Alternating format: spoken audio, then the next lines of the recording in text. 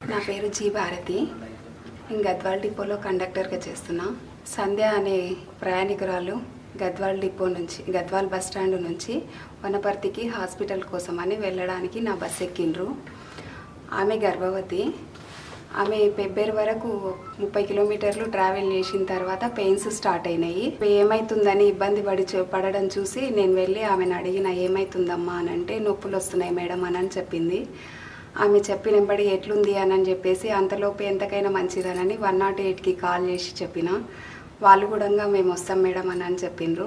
ప్రయాణికురాలు చాలా ఇబ్బంది పడుతుంది. పెయిన్స్ ఎక్కువ అయ్యేసరికి నాచనల్లి దగ్గరికి వెళ్ళినంబడే ఆ బస్సును సైడ్కి ఆపమని చెప్పినాము. మా డిఎం సార్కి కాల్ చేసి, సార్ పరిస్థితి గర్భవతి ఉంది, ఒక ఆమె పెయిన్స్ వస్తున్నాయి అని అన్నారు అని అంటే, మా డిఎం సార్ గారు కూడా అందుబాటులో హాస్పిటల్ ఉంటే తీసుకెళ్ళండి అమ్మా అని చెప్పిండ్రు తొందరగా. కానీ మాకు ఆ ప్రయాణికురాలు హాస్పిటల్కి తీసుకెళ్లే టైం కూడా ఇవ్వలేదు.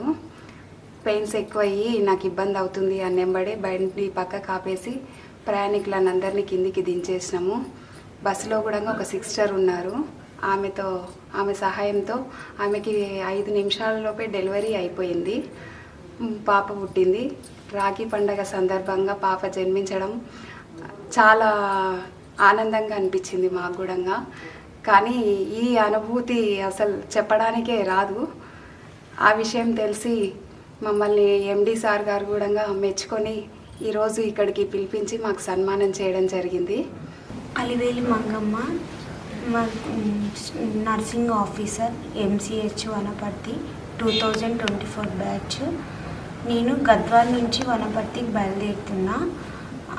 పెబ్బేరికి అప్పుడు వనపర్తికి బయలుదేరేటప్పుడు పెబ్బేరులో వచ్చేటప్పుడు ఒక పేషెంటు, సంధ్య అనే పేషెంట్కి బాగా బ్యాక్ పెయిన్ వచ్చింది. బ్యాక్ పెయిన్ వచ్చినప్పుడు సిప్ ఆఫ్ వాటర్ తాగించినప్పుడు కొంచెం స్టేబుల్ అయ్యింది.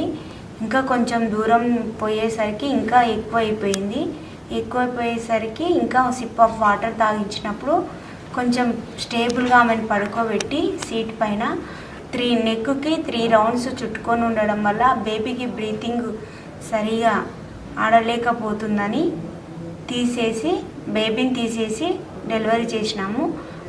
7:15కి డెలివరీ అయింది. ఆ తర్వాత 7:18కి అంబులెన్స్ వచ్చిన తర్వాత మాయ అనేది తీసేసి MCHకి షిఫ్ట్ చేసినాం వనపర్తి హాస్పిటల్.